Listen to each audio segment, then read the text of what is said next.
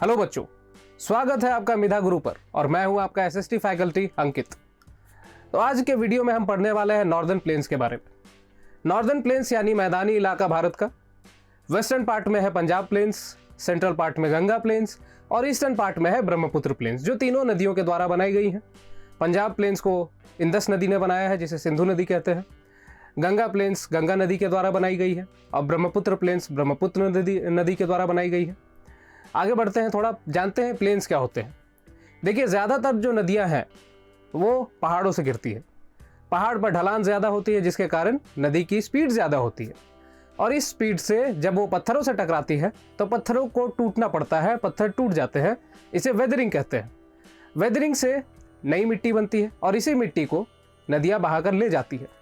अब आगे बढ़ते हुए नदी के रास्ते में जब स्लोप कम होती है, जब ढलान कम होती है, तो नदी की स्पीड कम हो जाती है और जब नदी की स्पीड कम होती है तो ये जो मिट्टी है ये डिपॉजिट हो जाती है और इसे डिपोजिशन इफेक्ट कहते हैं। और इसी डिपोजिशन इफेक्ट से बनते हैं प्लेन्स यानी मैदानी इलाके। और आज हमें पढ़ना है इन्हीं मैदानी इलाकों के बारे में जो भारत में पाए जाते हैं। तो आइए शुरू करते हैं। देखिए, ये है great plains of USA. America के ग्रेट प्लेन्स कुछ इस तरह के नजर आते हैं। देखिए, आपको रिलीफ फीचर्स नहीं नजर आएंगे, जैसे प्लेटूज आपको नहीं दिख रहे होंगे, हिल पहाड़ ये सब नहीं दिख रहे। आप देख सकते हैं बिल्कुल सपाट इलाका है। जानते हैं इनके बारे में, ग्रेट प्लेन्स के बारे में नहीं, असल में प्लेन्स के बारे में जानेंगे हम। तो ये देखिए, लार्ज होते हैं, फ्लैट होते हैं इलाका। ये जो इलाका है बिल्कुल लार्ज है, फ्लैट है और हल्के से स्लोप भी आपको नजर आ रहे होंगे, जिसे जेंटली रोलिंग एरिया कहते हैं। रोलिंग एरिया मतलब अगर आप बॉल गिराएंगे इस पर तो रोल करके पार हो जाएगी। तो इसका यही मतलब होगा कि हल्का सा स्लोप है, यही। Lakhs significant topographic reliefs like hills and mountains. तो आपको यहाँ दिख रहे हैं, हिल्स एंड माउंटेन्स नहीं नजर आ रहे होंगे।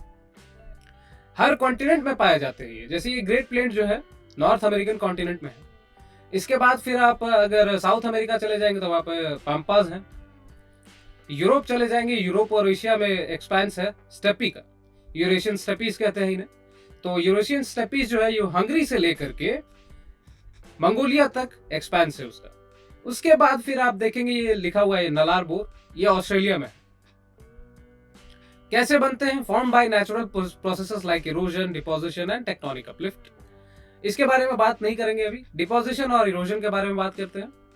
जब इरोजन होता है यानी मृदा का अपरदन होता है, रॉक्स टूटते हैं, वेदरिंग होती है, रॉक्स टूटते हैं और मैंने आपको बताया कि नदी जो है मिट्टी को बहा कर ले जाती है और जहां पर स्लोप कम हुआ वहां पर डिपोजिशन होता है और डिपोजिशन के कारण प्लेन बन जाते हैं, मैदानी इलाके बन जाते हैं और ये बहुत ही फर्टाइल होते हैं, मिनरल रिच होते हैं। मिनरल रिच मिट्टी होती है इनकी। आप ये नहीं समझेंगे कि खनिज यहाँ पाए जाते हैं। इसके बाद इंपॉर्टेंट फॉर एग्रीकल्चर। एग्रीकल्चर आप जानते हैं कि इंडियन नॉर्दर्न प्लेन में एग्रीकल्चर होता है। Important for transportation. इस तरह के इलाके में ट्रांसपोर्टेशन बिल्कुल आराम से किया जा सकता है, रोड्स बना लीजिए, जो भी करना है आपको। ह्यूमन सेटलमेंट्स भी इसी तरह के इलाके में बसते हैं, क्योंकि ज्यादातर प्लेन्स के बीच से नदियां पास होती हैं और आप जानते हैं कि पुराने सभ्यताएं भी जो थी वो नदियों के किनारे ही बसी हुई थी। तो नदियों के किनारे ही सेटलमेंट्स, ह्यूमन सेटलमेंट्स जमा होते हैं और इसका जो टेरेन है एकदम फ्लैट होता है, सपाट होता है और फर्टाइल सॉइल होता है। सॉइल जो है, मिट्टी जो है एकदम फर्टाइल है, उपजाऊ मिट्टी। अब आगे बढ़ते हैं, नॉर्दर्न प्लेन्स ऑफ इंडिया के बारे में जानते हैं। अब देखिए ये खूबसूरत सा पिक्चर और इस पिक्चर में आपको पीछे पहाड़ दिख रहे होंगे। तो इससे ये समझ में आता है कि नॉर्दर्न प्लेन्स जो इंडिया के हैं वो हल्के फुल्के पहाड़ आपको दिखा देंगे, प्लेट्यूज दिखा देंगे, क्योंकि ज्यादा दूरी नहीं है।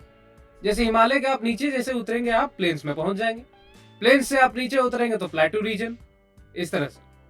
तो form by the action of 3 major river systems of India. ये 3 मेजर रिवर सिस्टम जो है, इंदस रिवर सिस्टम है, गंगा रिवर सिस्टम है और ब्रह्मपुत्र रिवर सिस्टम है। तो इंदस रिवर सिस्टम से 5 नदियां बनी है, आप जानते होंगे पंजाब में बहती है, सतलज, रावी, ब्यास, झेलम और चेनाब।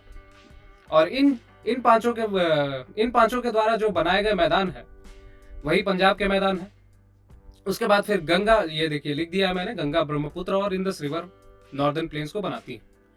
यहाँ पर अलुवियल सॉइल पाई जाती है यानी जलोढ़ मिट्टी पाई जाती है। आप जानते हैं जलोढ़ मिट्टी सबसे उपजाऊ मिट्टी होती है। Alluvium deposits for millions of years form these plains in Himalayan foothills. बात ऐसी है कि मिट्टी ऊपर से लाती है नदियां, पहाड़ों से मिट्टी लेकर आती है नदियां और डिपॉजिट कर देती है कहाँ? हिमालय के फुटहिल्स में, यानी निचले भाग में। और निचले भाग में जब डिपोजिशन हुआ तो वहां पर नॉर्दर्न प्लेन्स बन गए, सपाट इलाका बन गया, मैदानी इलाका। अब आगे बढ़ते हैं। देखिए ये खेती आपको नजर आ रही होगी। एरिया क्या है नॉर्दर्न प्लेन्स का? 7 lakh square kilometre. 7 lakh square kilometre में नॉर्दर्न प्लेन्स बटे हुए हैं। 2400 किलोमीटर लंबे हैं, 240 से 320 किलोमीटर ब्रॉड है यानी चौड़े हैं। 2400 किलोमीटर आप जानते हैं, हिमालय भी 2400 किलोमीटर लंबी। शुरू होता है वेस्ट में और अंत होता है ईस्ट में जाकर अरुणाचल प्रदेश में। तो उसी तरह से नॉर्दर्न प्लेन्स जो हैं वो भी पंजाब में शुरू होते हैं और उधर असम तरफ जाकर खत्म होते हैं। खत्म क्या होते हैं, मतलब वहां पर उनका एक्सपेंस बंद हो जाता है। This area is densely populated. जहां पर सपाट मैदान आपको मिलेंगे वहां पर पॉपुलेशन ज्यादा होगी, जाहिर सी बात है। Rich soil, water and climate make it a productive agriculture area in India. तो आप देखेंगे कि माफ करिए, आप देखेंगे कि अलुवियल सॉइल जो है यहाँ पर पाए जाते हैं। आपको पहले भी बता दिया कि अलुवियल सॉइल इस प्लेन एरिया में पाए जाते हैं, जिससे क्रॉप प्रोडक्शन बहुत अच्छी होती है। इसलिए एग्रीकल्चरल एरिया ये बहुत ही बढ़िया है। अब आगे बढ़ते हैं। तो नॉर्दर्न प्लेन्स कहाँ कैसे डिवाइडेड है, देखिए पंजाब प्लेन्स, गंगा प्लेन्स और ब्रह्मपुत्र प्लेन्स। तो अब इनकी खासियत भी जान लेते हैं। पंजाब प्लेन्स की खासियत देखिए, western part of northern plane. Western part यानी वेस्ट में है, पश्चिम की तरफ है। Found by Indus and its tributaries. मैंने आपको इंडस के ट्रिब्यूटरीज के नाम गिनाए, कैसे पंजाब की 5 नदियों के नाम आप बता दे, और वही है सतलज, ब्यास, झेलम, रावी और चेनाब। Dominated by doabs. दोआब जो होते हैं वो 2 नदियों के बीच में, जैसे मैं बताने की कोशिश करता हूं।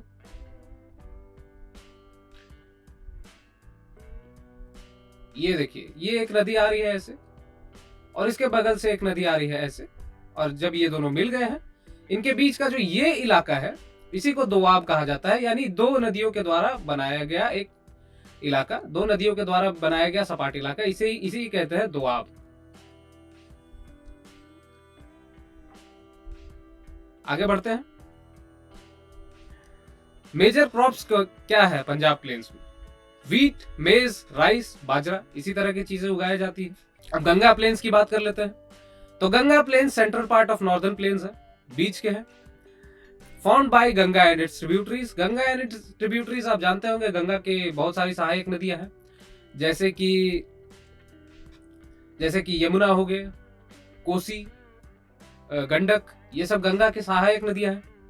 वेरी फर्टाइल प्लेन्स, जो मैं बार बार कहता आ रहा हूं कि बहुत ही उपजाऊ मिट्टी होती है। और इसमें क्या क्या उगाया जाता है, गंगा प्लेन्स में क्या क्या उगाया जाता है, देखिए वीट्स, मेज, ग्राम, शुगर कैन और जूट, इस तरह के क्रॉप्स उगाए जाते हैं। इसमें शुगर कैन और जूट जो है कैश क्रॉप्स है, यानी कमर्शियल क्रॉप्स है। इनका इस्तेमाल किया जाता है पैसे कमाने के लिए। इसके बाद ब्रह्मपुत्र प्लेन्स जो है, ये ईस्टर्न पार्ट है, आप जानते होंगे असम का पार्ट है। असम में ब्रह्मपुत्र नदी बहुत ही ज्यादा चौड़ी होकर बहती है। Form by Brahmaputra and its tributaries. Brahmaputra और उसके ट्रिब्यूटरीज के द्वारा फॉर्म किया गया है। अफेक्टेड बाय फ्लड्स, बहुत ही ज्यादा बाढ़ें आती हैं असम में, हर साल बाढ़ आती है। और मेजर क्रॉप्स क्या है इसमें, देखिए rice, pulses, jute, T, sugar cane. तो आप देख सकते हैं कि टी, शुगर कैन, जूट ये ज्यादातर प्लेन्स में उगाए जा रहे हैं। राइस भी उगाई जा रही है, व्हीट भी उगाई जा रही है। तो लगभग हर तरह के क्रॉप्स उगाए जाते हैं प्लेन्स में। आगे बढ़ते हैं, पंजाब प्लेन्स के बारे में थोड़ा जान लेते हैं। ये देखिए पंजाब के खेत, खूबसूरत, बिल्कुल हरे भरे। आगे बढ़ते हैं। Western part of northern plain is known as Punjab plains. Western part है नॉर्दर्न प्लेन्स का, मैं आपको दिखाऊंगा। Indus and its tributaries form the Punjab plains. Larger part is in Pakistan. तो आप जानते होंगे कि सिंधु नदी जो है, इंडस नदी जो है, पाकिस्तान में बहती है ज्यादा। तो इसलिए पंजाब प्लेन्स का जो आधा से ज्यादा भाग है वो पंजाब में ही है, मतलब पाकिस्तान के पंजाब में, और थोड़ा सा इलाका भारत के पंजाब में। इंडस एंड इट्स ट्रिब्यूटरीज कौन कौन सी है, देखिए झेलम, चेनाब, रावी, ब्यास और सतलज। ये इंडस की अलग अलग ट्रिब्यूटरीज है, सहायक नदियां हैं। This part of plain is dominated by doabs. फिर से एक दोआब, और एक बार फिर से मैं आपको दोआब दिखा देता हूं। देखिए जैसे ये एक नदी है और ये एक नदी बहती आ रही है, और इसके बीच का जो एरिया है, ये एरिया, इसके बीच का जो ये एरिया है, यहाँ पर अलुवियल सॉइल बहुत अच्छा डिपॉजिट होता है। इसलिए इसे कहा जाता है Doab.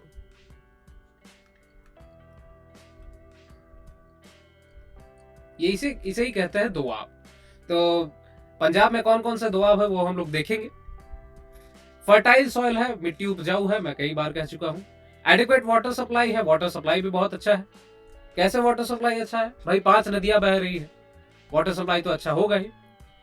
And favourable climate make it highly productive, climate भी बहुत अच्छा है इधर का, गर्मी में गर्मी, ठंडी में ठंडी।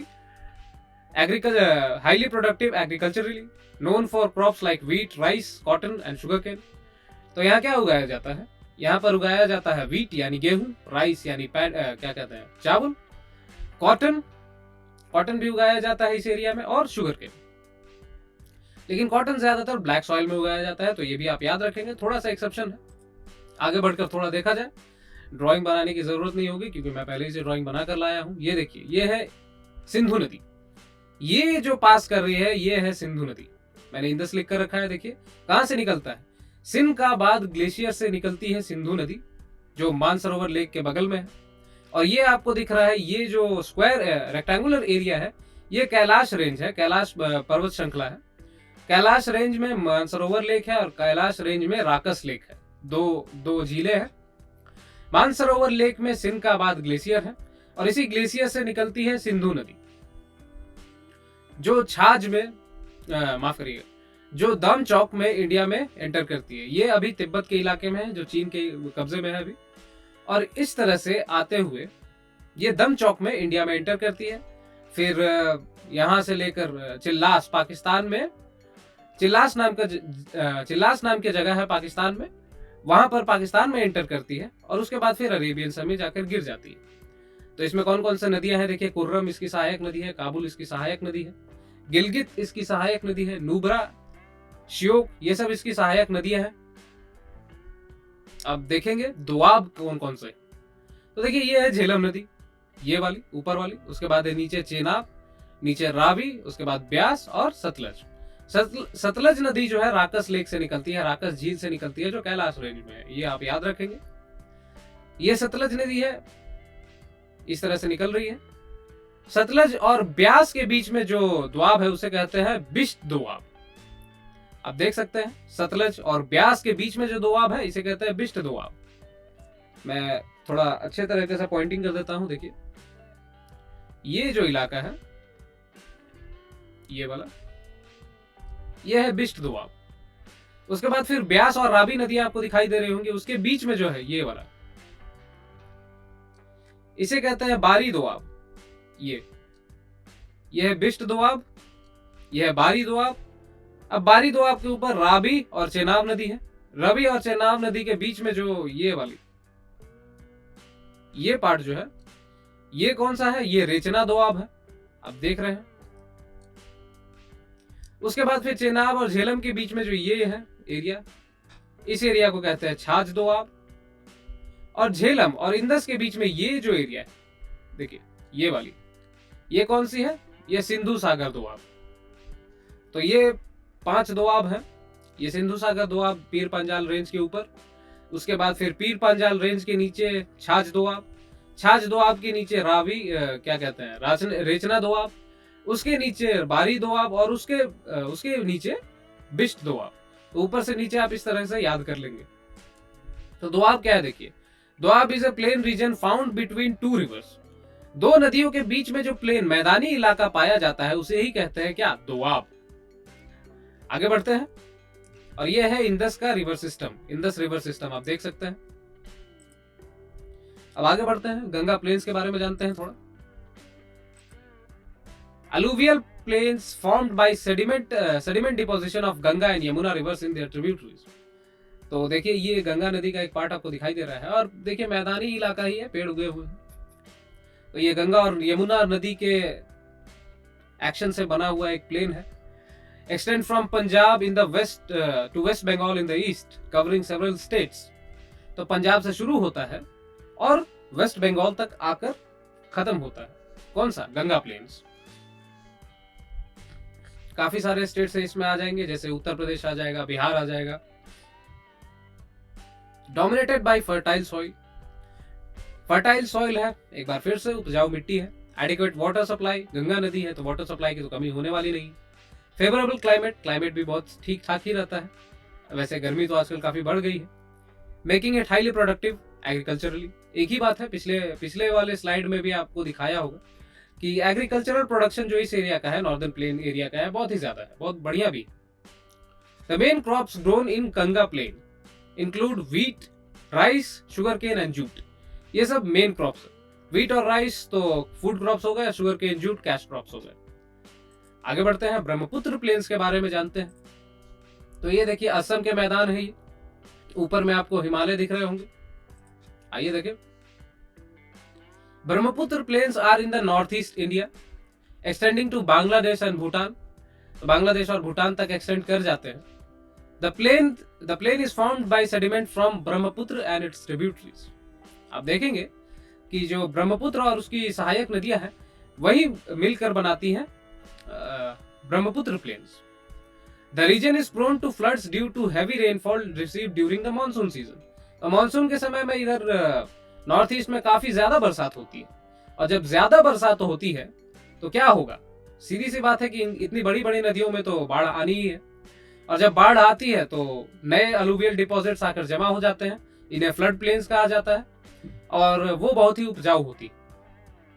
The soil in the plain is highly fertile and suitable for growing a variety of crops including rice, tea, jute, oil seeds and fruits like oranges and bananas. इतनी चीजें उगाई जा सकती है। तो आप देख सकते हैं कि अलुवियल प्लेन्स जो है, अलुवियल सॉइल जो है, वो काफी चीजें उगाने के लिए उपयोगी है। आगे बढ़ते हैं, मेजर प्लेन्स ऑफ इंडिया एक बार फिर देख लीजिए, और यहाँ पर आपको दिखाई दे रहे हैं राजस्थान प्लेन्स जो यहाँ पर है। उसके बाद फिर पंजाब एंड हरियाणा प्लेन्स, ये पंजाब के प्लेन्स है, दिख रहा होगा आपको। उसके बाद गंगा प्लेन्स, पंजाब से सटे हुए हैं, तो पंजाब से शुरू होते हैं और वेस्ट बंगाल तक है, देखिए ये देखिए यहां तक है। उसके बाद है ब्रह्मपुत्र प्लेन्स, देखिए असम में है ब्रह्मपुत्र प्लेन्स जो बांग्लादेश में आकर मिलते हैं। इधर से ऐसे गंगा आ रही है, इसने बनाया गंगा प्लेन्स जो इस तरह से मिल गई। देखिए मैं दिखाता हूं आपको, इधर से ऐसे गंगा आती है, यह है इलाका गंगा का, और यहाँ पर टूटकर हुगली भी बनती है, इसलिए वेस्ट बंगाल में पूरी तरह से एक्सटेंट है नॉर्दर्न प्लेन्स का। उसके बाद फिर इधर से आ रही है ब्रह्मपुत्र नदी इस तरह से, और ये आकर मिल जाती है गंगा में, और यहाँ पर बनता है गंगा ब्रह्मपुत्र डेल्टा इस तरह से बांग्लादेश के नीचे। तो आप देख सकते हैं कि क्या है, गंगा से बना हुआ है गंगा प्लेन्स, ब्रह्मपुत्र नदी ने बनाया है क्या, असम के प्लेन्स को। तो यहाँ पर थोड़ा डिनोट भी कर ले ताकि आपको कंफ्यूजन ना हो। ये है गंगा और ये है ब्रह्मपुत्र।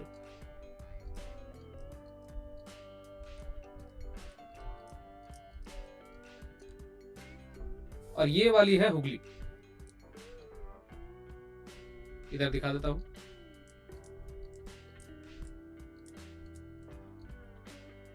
तो ये 3 नदियां हैं।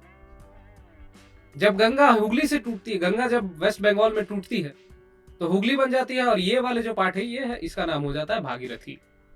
तो ये सब थोड़ा याद करने की चीजें हैं, आप याद कर लीजिए। तो अब आइए जानते हैं थोड़ा अलुवियल सॉइल के बारे में कि ये आपको मैंने इतनी बार बताया कि नॉर्दर्न प्लेन्स में क्या पाई जाती है, अलुवियल सॉइल। तो अलुवियल सॉइल के बारे में थोड़ा जाना जाए तो देखिए 4 तरह के अलुवियल सॉइल्स पाई जाती है, भाबर, तराई, भांगर और खादर। और अब कैसे बनी है ये भी देखिए। जब रॉक्स टूटते हैं तो बोल्डर बनती है, जब बोल्डर टूटते हैं तो ग्रेवल टूटकर सैंड टूटकर सिल्ट टूटती है तो क्ले, और क्ले टूटता है तो मड। लेकिन क्ले में पानी मिलाते हैं तब कीचड़ बनता है, मड। बोल्डर और ग्रेवल को जब मिलाते हैं तो भाबर बनता है। भाबर जो है भाबर मिट्टी में आप देखेंगे बड़े बड़े कंकड़ नजर आएंगे आपको, इन्हें कैल्सरस डिपॉजिट भी कहा जाता है। इसके बाद है तराई मिट्टी। तराई मिट्टी हिमालय की तराई में पाई जाती है, जो ग्रेवल, सैंड और सिल्ट को मिलाकर बनी है, देखिए। उसके बाद फिर भांगर, सैंड, सिल्ट और क्ले को मिलाकर बनती है भांगर। इसे ओल्ड अलुवियल भी कहा जाता है।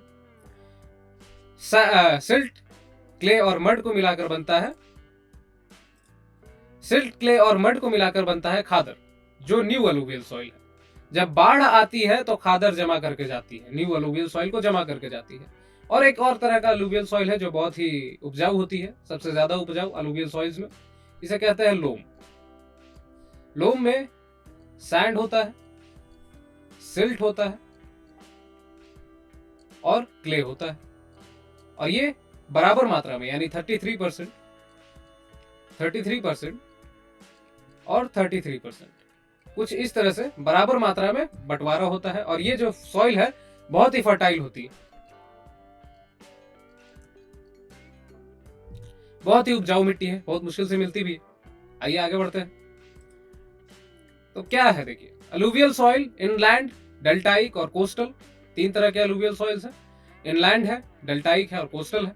इनलैंड यानी बीच में जो मिलती है, जैसे नॉर्दर्न प्लेन्स में मिलने वाली, तो पंजाब और सिंध में, पाकिस्तान में, बांग्लादेश में पाई जाती है, असम में पाई जाती है, पंजाब में, हरियाणा में, यूपी में, बिहार में, वेस्ट बंगाल में। तो आप देखेंगे कि ये बीच के इलाके हैं, भारत के बीच के इलाके हैं। इसके बाद फिर डेल्टाइक, ये पंजाब और सिंध भारत का नहीं है, लेकिन देख लीजिए पंजाब भारत में है, सिंध लेकिन भारत में नहीं है, बांग्लादेश में भारत में नहीं है। Deltaic, deltas of Ganga, Brahmaputra, Mahanadi, Godavari, Krishna, Kaveri, इन नदियों के डेल्टा में पाई जाती है। तो आप देखिए गंगा नदी ऐसे ऊपर से आई इंडिया के पार्ट से, उसके बाद फिर यहाँ पर अलग हो गई हुगली, और फिर इधर से आगे बढ़ के बांग्लादेश, इधर से ब्रह्मपुत्र आ रही है, मिलती है यहाँ पर बांग्लादेश में दोनों, उसके बाद फिर इस तरह से डेल्टा बना देती है। तो डेल्टा में जो, तो इस डेल्टा पार्ट में जो अलुवियल सॉइल पाई जाती है, जो इस डेल्टा पार्ट में अलुवियल सॉइल पाई जाती है, इसे ही कहता है डेल्टाइक अलुवियल सॉइल।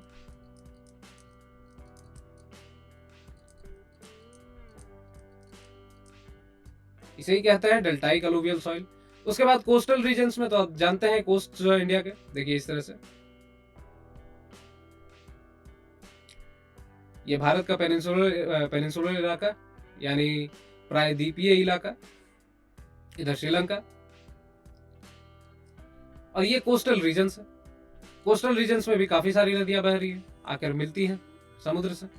तो ये जो समुद्र से आकर मिलती हुई नदियां हैं, यहाँ पर अलुवियल सॉइल छोड़कर चली जाती है। और जब इस इलाके में अलुवियल सॉइल छोड़कर जाती है, तो यही हो गया कोस्टल अलुवियम।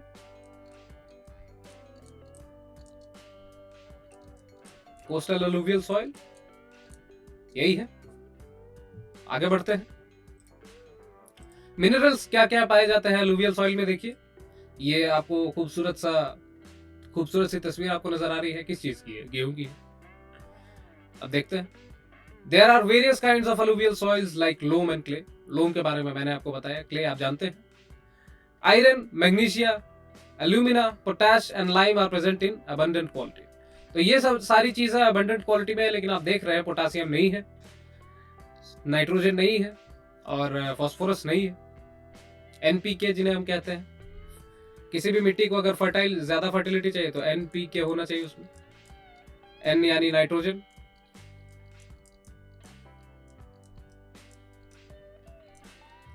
पी यानी फास्फोरस,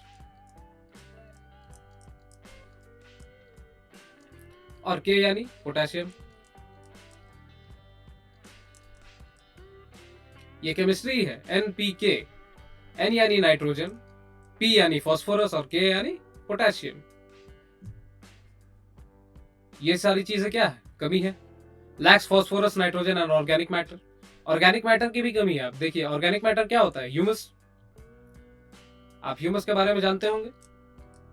ऑर्गेनिक मैटर इसे ही कहा जाता है, सड़ी गली चीजें। जितनी भी सड़ी गली चीजें आप मिट्टी में मिलाएंगे वो उतनी उपजाऊ होती जाएगी। उसके बाद alluvium of Ganga delta region is rich in humus, so it has good amount of nitrogen. लेकिन गंगा डेल्टाइक रीजन में जाएंगे तो वो ह्यूमस रिच है, क्योंकि पेड़ वेड़ सड़ रहे हैं। डेल्टा का जो इलाका होता है वहां पेड़ वेड़ सड़ते रहते हैं, सड़ रहे होते हैं, जिसके कारण वहां पर ह्यूमस प्रेजेंट होती है। It's alkaline in drier regions. Drier regions में अल्कलाइन नेचर होता है, बेसिक नेचर होता है किसका, सॉइल का। सूखे इलाकों में बेसिक नेचर दिखाएगा सॉइल, यही कहना चाह रहा है। उसके बाद आगे बढ़ते हैं। अलुवियल सॉइल कौन कौन से क्रॉप्स उगाए जाते हैं, देखिए यहाँ पर पैडी उगाई जा रही है, यानी चावल की खेती की जा रही है। देखिए, this soil is easily tillable because of its soft and porous nature. क्या है? सॉफ्ट है, मुलायम है और पोरस है। पानी डालेंगे तो नीचे गिर जाएगी, मतलब नीचे चला जाएगा, सोख लिया जाएगा, इसलिए इस पर हल चलाना आसान होता है। This soil can support the growth of a large variety of crops like rabi and kharif crops. तो मैंने आपको पहले ही बता रखा है कि काफी अलग अलग तरह के क्रॉप्स अलुवियल सॉइल पर उगाए जा सकते हैं। Rice, wheat, sugar cane, cotton, tobacco, gram, oil seeds can be cultivated on alluvial soil. तो टोबैको, ग्राम, ऑयल सीड्स, कुछ भी, सारी चीजें उगाई जा सकती है किस पर? अलुवियल सॉइल पर। In the lower Ganga Brahmaputra valley it is used for jute cultivation. तो जूट एक कैश क्रॉप है और उसे उगाने के लिए भी इस्तेमाल किया जा रहा है। देखिए, अब भाबर एंड तराई रीजन के बारे में बात कर लिया जाए। ये देखिए एक बार फिर से फिजियोग्राफिक डिवीजन ऑफ इंडिया, और यहाँ नॉर्दर्न प्लेन्स है। और नॉर्दर्न प्लेन्स में क्या क्या नजर आ रहा है आपको? पंजाब है, हरियाणा है, थोड़ा सा राजस्थान है, थोड़ा नहीं बहुत ज्यादा ही है, दिल्ली, उत्तर प्रदेश, यमुना इधर से आती है इसलिए दिल्ली भी इंक्लूडेड है, उत्तर प्रदेश, बिहार, झारखंड का आधा इलाका, वेस्ट बंगाल का पूरा इलाका, असम, मेघालय भी है। यहाँ से देखिए इस जगह से ब्रह्मपुत्र एंटर कर रही है और यहाँ पर आकर मिल जाती है। प्लेन इलाका कैसे बना?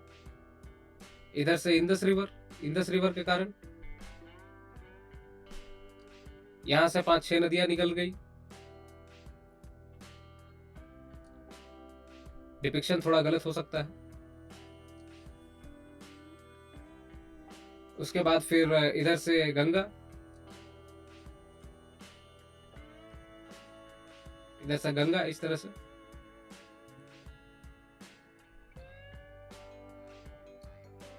इधर से ब्रह्मपुत्र। ये सारी नदियां जब आकर मिलती हैं तो क्या बनाती है? अपने रिवर बेसिन्स बनाती हैं, और रिवर बेसिन्स के कारण यहां पर क्या है? प्लेन्स है। अब आगे बढ़ते हैं, देखते हैं। Northern plains are flat but have diverse relief features. Diverse इसलिए है क्योंकि नीचे प्लेट्यूज हैं, ऊपर में आपको हिमालय है। Bhabar is a narrow belt of pebbles parallel to the slope of Shivaliks. तो देखिए शिवालिक रेंज जो है कहां पर है? इस जगह पर ऐसे शिवालिक रेंज है। एक मिनट,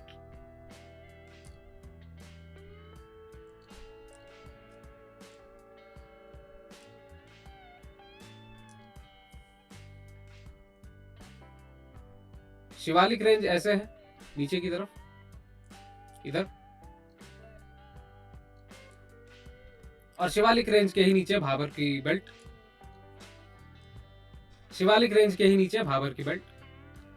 उसके बाद south of Bhabar is wet, swampy and marshy Terai region. तो भाबर के नीचे किस तरह के दलदली इलाके हैं, जिसे तराई रीजन कहा जाता है। Terai was once a thick forested region full of wild life. Terai में काफी वाइल्ड लाइफ थे, जंगली जानवर रहते थे, लेकिन बाद में जंगल काट दिए गए। वन का इलाका है, वनों का इलाका है, और जंगल अगर आप काट देंगे, पेड़ काट देंगे, तो होगा क्या? लोगों ने बसने के लिए पेड़ काट दिए और इस इलाके को खाली कर दिया। अब आगे देखते हैं। ये देखिए भाबर इलाका, आपको बोल्डर्स नजर आ रहे हैं, आपको ग्रेवल नजर आएगा, उस तरफ देख रहे होंगे आप। तो largest part of northern plain is formed of older alluvium. ये क्या है? पुराने अलुवियम। नदी जब बाढ़ आती है नदी में, तो इन चीजों पर वेदरिंग का इफेक्ट पड़ता है, ये टूटते हैं, अपर्दन होता है इनका, और इसी से बनती है soil. This older alluvium lies above the flood plains of the river and present a terrace like feature known as bhangar. तो इस आगे अगर बढ़ जाएंगे तो इसे ही भांगर कह देंगे। भांगर इससे थोड़ा सा क्या कहते हैं, पाउडरी सब्सटेंस है, ये इसे भाबर कहते हैं। The soil in bhangar region contains calcareous deposits locally known as kankar. तो ये छोटे छोटे, ये क्या है? पेबल्स है, ये बोल्डर है, और इससे छोटा हो जाएगा तो कंकड़। भाबर की मिट्टी में कंकड़ आपको मिल जाएंगे।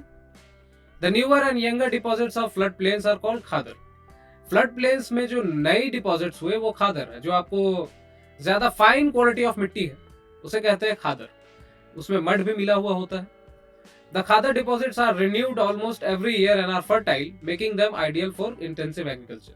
तो हर साल जब बाढ़ आ रहे हैं तो खादर डिपॉजिट हो रही है, नई मिट्टी डिपॉजिट हो रही है प्लेन्स एरिया में, और जब ये नई मिट्टी जो है काफी उपजाऊ होती है, अलग अलग तरह के फार्मिंग के लिए सूटेबल होती है। आइए अब आगे देख ले। ये देखिए different regions of alluvial plains. तो नदियां शुरू होती है हिमालय से। इसे दिखाया जाए थोड़ा।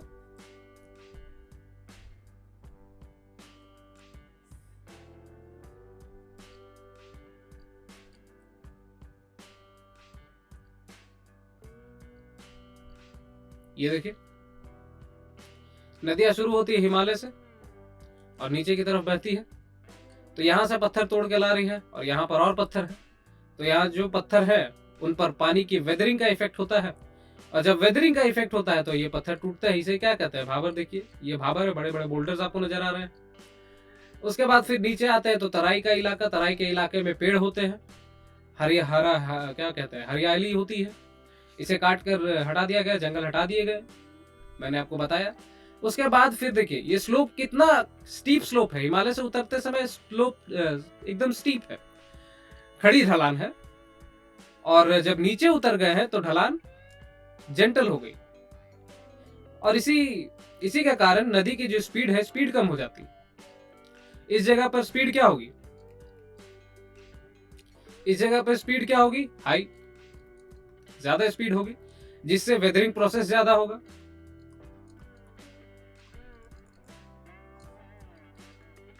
वेदरिंग इससे फास्ट होता है, लेकिन इस जगह पे स्पीड क्या होगी?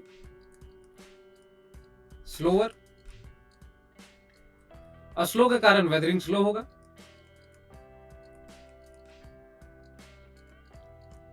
इस जगह पे स्लोएस्ट, ये प्लेन्स का इलाका है तो इस जगह पे स्लोएस्ट।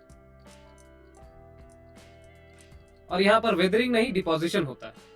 क्या होता है? डिपोजिशन, यानी जमा, मिट्टी यहां पर जमा होती है। तो देखिए जब नदी में बाढ़ आती है तो ये खादर बनाती है। ये खादर का इलाका है, ये वाला। और इसके ऊपर जो इलाका दिख रहा है, ये वाला, ये इलाका, ये क्या है? ये भांगर का इलाका है, ये खादर का इलाका है, फ्लड प्लेन से बना हुआ। इसके ऊपर तराई का इलाका है, ये फॉरेस्टेड इलाका जो कह रहे हैं, हरी भरी घास। इसके ऊपर भाबर का इलाका, और ऊपर में तो हिमालय है। हिमालय से ही काफी सारी नदियां टूट कर आ रही हैं, तो पहाड़ों से ही नदियां आती हैं, आपको पता होगा। इसी के साथ इस वीडियो में केवल इतना ही। आप ज्वाइन करें, आप वीडियोस को देखें, लाइक करें, शेयर करें, सब्सक्राइब करें, हमारे चैनल को इंस्टाग्राम पे फॉलो करें, मेधा गुरु के फैमिली को ज्वाइन करें। इसी के साथ इस वीडियो में इतना ही। मिलते हैं आपसे अगले वीडियो में।